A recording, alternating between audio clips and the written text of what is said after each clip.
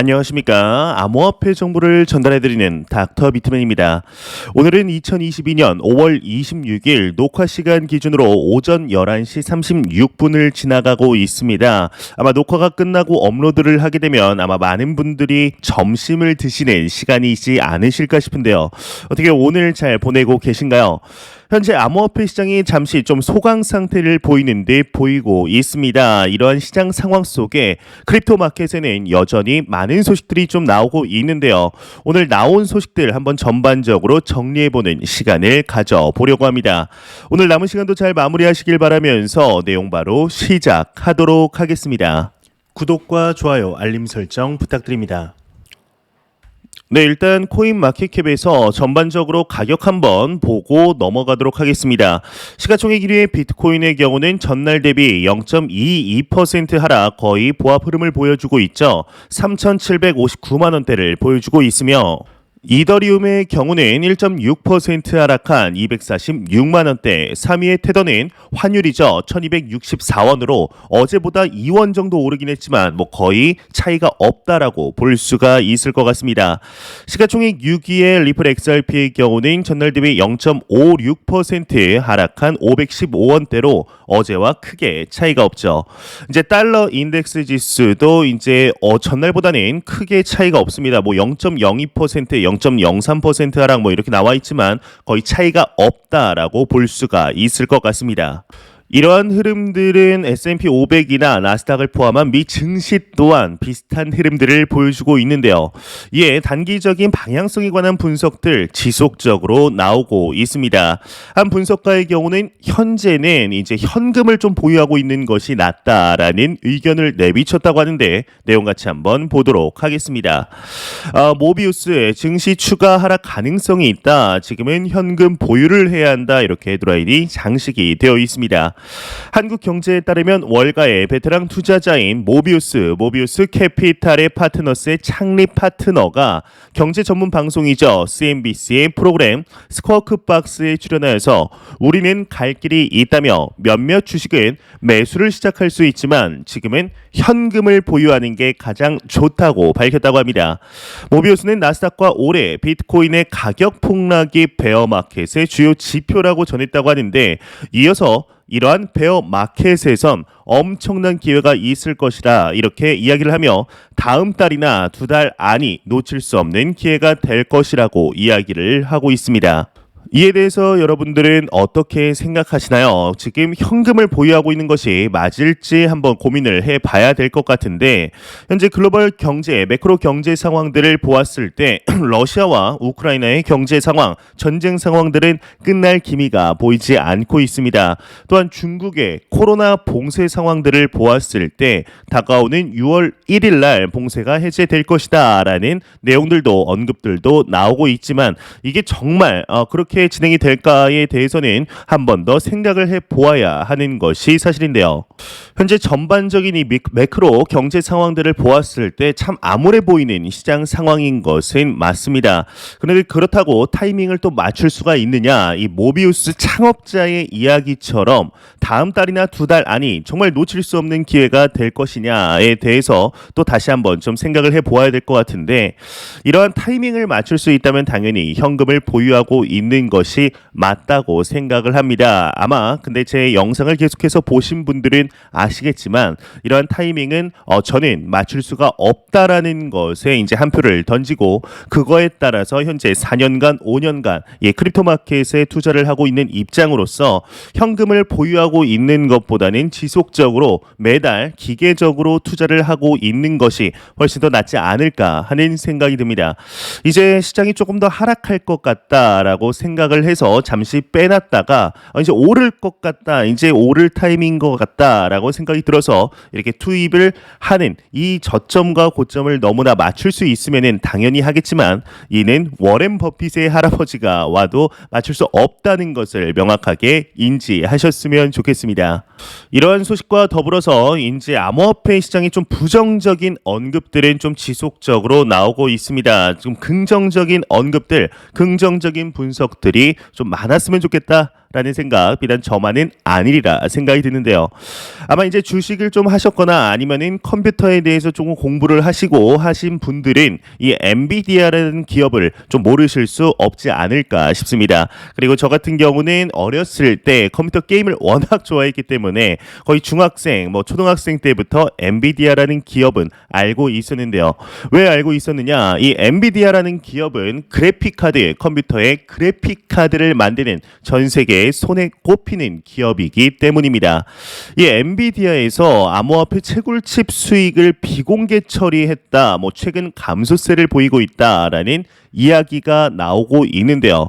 이 엔비디아에서 나오는 그래픽 카드가 이제 비트코인 암호화폐의 채굴에 사용이 되기 때문이죠. 그렇기 때문에 암호화폐 채굴이 엔비디아의 주요 이제 매출액에 포함이 된다, 집계가 된다라고 보시면 되는데 내용을 한번 확인을 해 보면 코인데스크에 따르면 엔비디아가 실적을 발표, OEM 및 기타 사업부의 1분기 매출이 1.58억 달러를 기록했다 이렇게 밝혔습니다. 이는 지난해 동기 대비 52% 감소한 수치로 암호화폐 채굴 프로세서 매출 감소의 영향이다 엔비디아 측은 설명을 했다고 하는데요. 엔비디아는 1분기 암호화폐 채굴 프로세서 유닛의 판매 규모를 비공개 처리하며 이를 명목상으로 표시를 했다고 합니다. 실적 발표에 따르면 엔비디아의 1분기 총 매출은 8.29억 달러로 업계 전망치인 8.12억 달러를 그래도 상회를 했다고 하는데 OEM 및 기타 사업부의 매출 기여도는 약 2%라고 합니다. 엔비디아는 GPU 등 생산을 자사의 OEM 업무에 포함시킨다 이렇게 내용이 마무리되고 있습니다. 이러한 엔비디아의 소식과 이제 비트코인 채굴 난이도가 지난해 7월 이후 가장 큰 폭으로 하락을 했다라는 내용이 나왔습니다. 채굴 난이도가 약 4.43% 하향 조정이 되었다. 이는 2021년 7월 마이너스 4.81% 이후 가장 큰 하락폭이다라고 이야기가 나오고 있는데요. 이 채굴 난이도가 하향 조정이 되었다라는 것은 어떻게 받아들여야 할까요? 일단 통상에는 비트코인의 해시 레이트가 상승을 하게 되면 비트코인의 채굴 난이도 또한 상승을 하게 됩니다. 그렇다면 이 채굴 난이도 상승이 무엇을 가리키느냐? 통상의 비트코인 채굴 난이도의 상승은 채굴 비용의 상승을 일으키며 채굴 비용의 상승은 곧 비트코인의 가격 상승의 메커니즘으로 이루어지게 되는데 이를 반대로 보았을 때 채굴 난이도가 하락한다. 이는 채굴 비용이 또 하락을 한다. 채굴 비용이 하락하면은 비트코인의 가격이 하락할 가능성이 높다라고 볼 수가 있을 것 같습니다. 이 비트코인 해시레이트의 채굴 난이도가 올라간다고 해서 비트코인의 가격이 무조건 상승하느냐 또 하락한다고 해서 무조건 하락하느냐 그렇게 볼 수는 없지만 좀 전반적으로 보았을 때 비트코인의 가격 상승 뒤에는 찾아보니 비트코인의 해시레이트가 높게 상승하더라라는 것을 역사적으로 이제 통계를 통해서 알 수가 있었는데요. 그렇기 때문에 이 채굴 난이도 비트코인 해시레이트가 비트코인의 가격에 큰 영향을 미친다라고 이렇게 가리키는 한 인물이 여기 보시는 이제 맥스 카이저라는 비트코인의 맥시멀 리스트 대표적인 맥시멀 리스트입니다. 이분이 계속해서 주구장창 외치고 계신 게 비트코인 해시레이트와 비트코인의 가격은 아주 높은 상관관계가 있다라고 외치는 인물이죠. 역사적으로 봤을 때도 비슷한 흐름을 보이고 있다라고 참고하시면 될 것 같습니다. 이러한 암호화폐 시장의 보합 흐름 속에서도 지금 암호화폐 시장 이 비트코인 가격을 기준으로 조금 적정 가격보다 낮다라고 외치는 한 기업이 있습니다. 아마 한 번쯤 여러분들도 이름을 들어보셨을 유명 투자은행인데요. 바로 JP 모건입니다. 이 JP 모건에서는 이제 여러분들도 아시겠지만 작년까지만 하더라도 이 암호화폐 시장 특히 비트코인에 대해서는 JP 모건의 CEO 제이미 다이먼은 비트코인 비트코인은 바보들의 금이다라고 주구장창 외쳐왔습니다. 하지만 시간이 조금 흐르며 초고액 자산가를 위한 비트코인 패시브 펀드를 또 출시를 하면서 그럼에도 계속해서 제이미 다이먼은 비트코인 빛 좋은 개살구에 불과하다라는 희한한 모습을 보여주었습니다. CEO 회장은 비트코인을 욕을 하면서 자체적으로는 또 상품을 만들어서 판매를 하고 있는 이런 아이러니한 상황들을 보여주고 있는데, JP모건에서 오늘 하나의 소식이 좀 나왔습니다. 내용을 보면 비트코인 지금보다 28% 상승해야 부동산 능가는 대체 자산이 된다, 이렇게 이야기를 했다고 하는데, 최근 보고서를 통해 비트코인의 적정 가격은 3만 8천 달러라고 평가를 했다고 합니다. 지금보다 한 28% 정도 상승을 해야 되죠. 그러면서 보고서가 이야기를 하길, 지난달 암호화폐 시장 조정은 지난 1월에서 2월 데이터로 볼 때 바닥에 가까운 것으로 보인다. 시장이 전반적으로 상승할 것으로 예상된다라는 전망을 하였습니다. 이번 2021년 말에서 2022년 들어서 이 JP모건이 크립토 마켓에 대해서 상당히 기조가 좀 우회적으로 바뀌었다라고 볼 수 있을 것 같은데요. 근데 조금 더 한 지난 2월 달에 이야기를 한 것을 보면 여기 적혀 있지만 비트코인 적정가가 현재 가격보다 12% 낮은 3만 8천 달러이다라고 이야기를 하고 있습니다. 이때 당시에 비트코인의 가격이 한 4만 2천 달러 정도, 4만 1천 달러, 4만 2천 달러 정도인 것을 보았을 때 정말로 JP모건은 비트코인의 가격이 한 3만 8천 달러라고 생각하는 것은 아닐지, 이렇게 합리적인 의견 도출에 나갈 수 있을 것 같은데, 근데 또 보게 되면은 비트코인이 같은 2월 달에 발표가 된 것입니다. 비트코인이 15만 달러까지 또 오를 것이다 라는 언급을 했습니다. 이 정도면은 뭐 여러 개 가격을 이야기를 했다가 하나 이제 맞추면은 봐라 내가 맞지 않았냐, 이런 게 아닐까 싶은데, 자세히 내용을 또 보게 되면은 장기적으로는 15만 달러까지 오를 것이다. 하지만 단기적으로는 현재 3만 8천 달러가 글로벌 매크로 경제 상황들을 보았을 때 3만 8천 달러가 딱 적정 가격이다라는 내용입니다. 일단은 지금 봤을 때 비트코인이 3만 달러 근처에서 움직이고 있죠. 4만 달러도 상당히 높아 보이는 현재 상황이 참 안타깝다 볼 수밖에 없는 것 같은데요.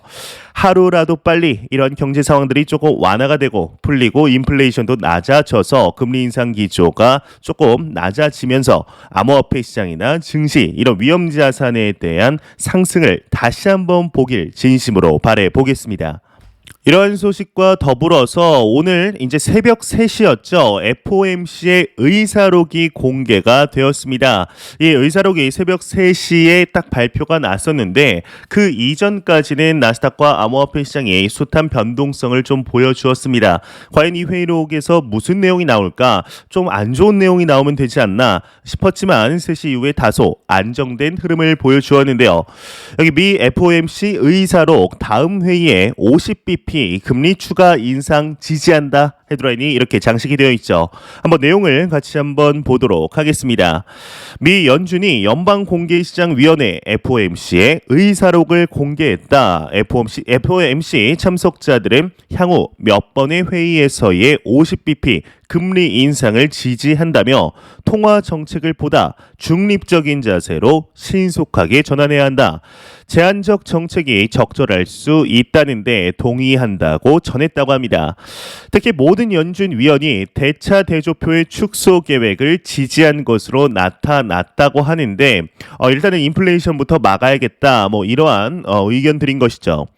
이들은 우크라이나 분쟁 및 중국의 코로나19 봉쇄 조치가 더 많은 위험을 초래하고 있다. 특히 강력한 고용 시장이 유지되면서 물가 안정 회복이 어렵게 만들고 있다며 이들은 미국 국채 시장의 유동성 리스크를 지적했다. 이는 5월 초 FOMC 연준 위원들이 회의장에서 나눈 말을 정리한 것으로 당시 회의에서 연준은 기준금리를 50bp 인상했다. 이렇게 내용이 마무리되고 있습니다.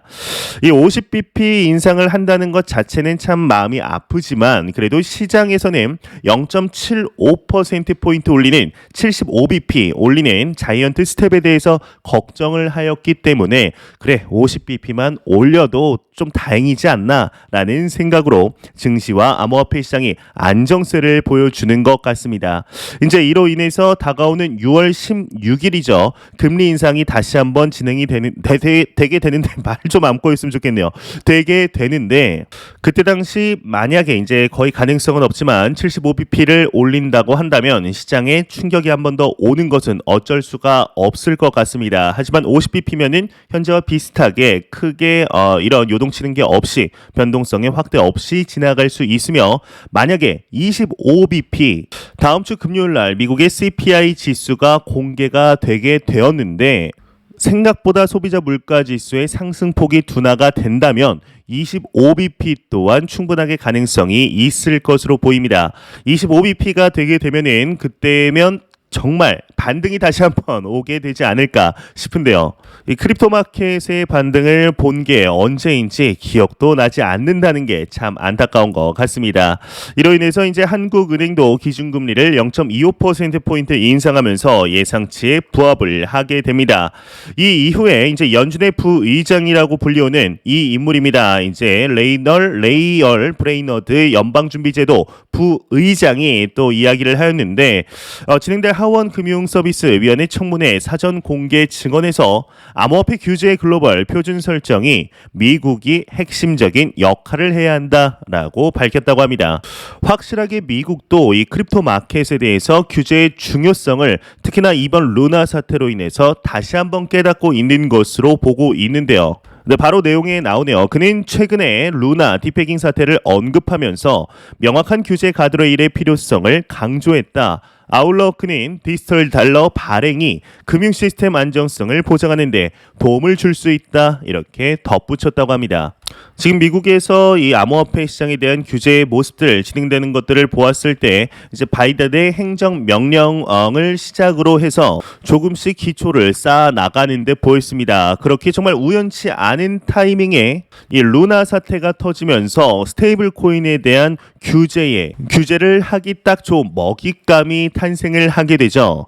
이러한 스테이블 코인의 규제를 시작으로 이 규제는 암호화폐 전반적으로 나아갈 것이며 이런 미국 글로벌 금융의 중심인 미국에서 규제가 잡히게 된다면 전 세계의 규제 프레임워크를 정하는 데 이렇게 영향을 미칠 수밖에 없을 것으로 보입니다. 하지만 또 이에 대해서 좀 반문을 하는 인물이 있습니다. 네, 화면을 보시면 이제 미 SEC 위원 미국 암호화폐 규제를 포기했다 이렇게 헤드라인이 장식이 되어 있는데요. 이제 크립토맘이라고 불리우는 인물이죠. 이 헤스터 피어스 SEC 위원이 미국이 암호화폐 규제를 포기했다라는 이야기를 했습니다. 그는 미국의 실패가 나를 밤잠 설치게 만든다며 암호화폐 분야는 사기 사건이 많이 발생한다. 또한 걱정되는 것은 규제 부분에 사슬이 끊겨 있다는 점이다. 미국은 혁신적인 개발과 실험이 건강한 방식으로 처리되는 것을 허용하지 않는다. 이런 실패는 장기적인 문제를 가져올 것이다. 이어 우리는 이 문제를 해결해야 하며 우리는 일을 시작해야 한다 강조를 했다고 합니다. 네, 지금 전반적으로 봤을 때 미국 정부는 암호화폐 시장에 대해서 규제를 하려는 듯한 모습을 보여주고 있는데 이 미 SEC 위원 크립토맘이라고 불리우는 헤스터 피어스 의원은 왜 이러한 이야기를 한 것일까요? 제가 생각을 했을 때는 미국 정부에 대해 직접적으로 이야기를 하는 것보다 본인이 속해 있는 SEC 미국 증권거래위원회에서 이 암호화폐 시장에 대해 대하는 스탠스가 상당히 부적절하다. 자기 마음에 들지 않는다. 암호화폐 시장에 거의 사회 악으로 이렇게 치부가 되고 있다라는 것을 이야기하고 싶은 것이 아닐까 싶습니다. 실제로 현재 미 SEC의 경우는 온갖 규제들로 인해서 암호화폐 시장의 성장 저해를 시켰던 이런 국제적인 기구였던 것에는 뭐 부정하실 분들이 없으리라 생각하는데요. 이에 대해서 규탄의 목소리를 내는 것이 아닐까 하는 생각이 드네요. 이런 소식과 더불어서 이제 루나 사태에 대해서 소식들 계속해서 나오고 있습니다. 이제 테라폼 랩스의 공식 트위터에서 공식 트위터를 통해 하나의 내용이 나왔다고 하는데 테라코어 최종 버전 배포 완료 5월 27일이면 내일이죠. 내일 신규 체인을 론칭할 것이다 라는 내용이 나왔습니다. 내용을 보게 되면 총 6가지인데 스냅샷 이후 몇 시간 내 체인 업그레이드 진행할 예정이고 새로운 테라코어 최종 버전 배포 완료했다. 5월 27일 신규 체인 론칭했다. SCV 시큐리티의 오딧 코드 감사를 통과했다. 거버넌스 제안서에 따라 토큰 에어드랍이 이루어질 예정이다. 이렇게 등등등 나와 있습니다. 바이낸스와 바이빗 등이 에어드랍을 지원할 예정이라고 하는데 이제 여기서 하나 추가될 게 업비트 또한 어제 나온 소식에 의하면은 이 루나에 대한 새로운 코인 에어드랍을 지원할 예정이다라는 내용이 나왔습니다. 이에 대해서 CNBC가 한마디를 했는데요. 이제 테라폼 랩스가 테라 2.0을 발행할 계획이라고 밝혔지만 시장의 신뢰를 회복하기는 쉽지 않을 것이다 라는 언급을 했다고 합니다. 그러면서 소문이 퍼지면서 시장의 환경이 바뀔 수도 있지만 현재로서는 테라 2.0에 대한 시장의 반응은 미지근한 것 같다. 이제 테라 프로젝트에 대한 시장의 전반적인 신뢰가 크게 떨어졌으며 테라 2.0이 성공할지도 의문이다. 이렇게 이야기를 했다고 합니다. 너무나 당연하겠죠. 지금 보시는 영상을 보시는 대부분의 투자자 분들도 이 테라 2.0을 뭐하러 내미는 건지 참 의아해 하시는 분들 많으실 것이라 보입니다. 도지코인의 창업자의 경우는 이제 테라 2.0에 만약에 또 투자를 한다면 너네들은 암호화폐의 도박꾼이다, 투기꾼이다, 멍청하다 이렇게 강력하게 또 이야기를 하고 있습니다. 현재 테라폼 랩스의 도건 CEO의 경우는 이제 대한민국의 5대 거래소들 빗썸, 업비트, 코인원, 코빗 그리고 고팍스 등 이런 거래소들에 이미 그 투표 제안을 했을 때 상장을 좀 해달라라고 요청을 했다고 합니다. 하지만 거래소들은 강력하게 이제 이야기를 하며 상장을 하고 싶으면은 정식적인 상장 절차를 이렇게 해라, 건너라라고 단호하게 이야기를 했다고 하는데 테라 USD 디패깅부터 루나의 몰락, 테라의 몰락, 테라폼 랩스의 몰락이 5월 초에 이루어졌습니다. 이로부터 이제 한 달도 지나지 않은 시점 테라 2.0이 새롭게 나오게 되는데요. 과연 이에 대한 시장의 반응들은 어떠할지 지금 전반적으로는 부정적인 모습들이 이어지고 있지만 과연 실제로 나왔을 때 어떠한 모습이 펼쳐지게 될지 한번 지켜보도록 하겠습니다. 안 보고 가면 섭섭하겠죠. 마지막 크립토 공포 탐욕 지수입니다. 이제 전날보다 1포인트 상승한 12포인트를 기록했지만 사실상 큰 차이가 없는 것이죠. 여전히 극단적인 공포 단계를 나타내고 있습니다. 이 지수는 0이면 공포, 100이면 낙관을 의미하게 되죠.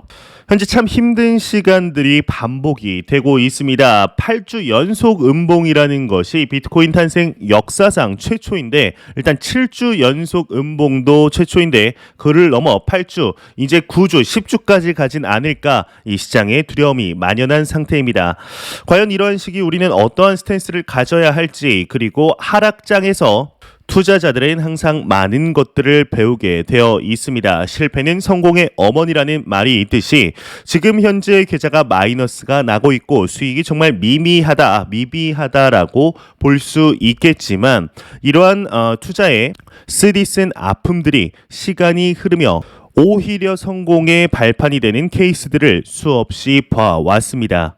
그리 머지 않은 시간 안에 지금 진행되고 있는 이 하락장이 매수의 최적기였다라고 생각되는 때가 분명히 오리라 생각이 드는데요. 매 영상 말씀드리지만 절대로 단기적인 시각으로 이 시장에 투자하지 마시며 장기적인 시각으로 또한 오랫동안 함께 할 수 있는 여유 자금으로 투자를 진행하시길 진심으로 바라보겠습니다. 보겠습니다. 제가 준비해온 소식 여기까지입니다. 영상이 도움이 되셨다면 구독과 좋아요 그리고 광고 한 편만 처음부터 끝까지 시청 부탁드립니다. 이 채널은 오직 광고 수익으로 운영이 되게 됩니다. 항상 영상 시청해 주시는 시청자분들, 구독자분들 너무나 감사드립니다. 오늘 남은 시간도 잘 마무리하시길 바라면서 저는 더욱 도움이 되는 영상으로 저녁 퇴근 시간 찾아뵙도록 하겠습니다. 지금까지 닥터 비트맨이었습니다. 감사합니다.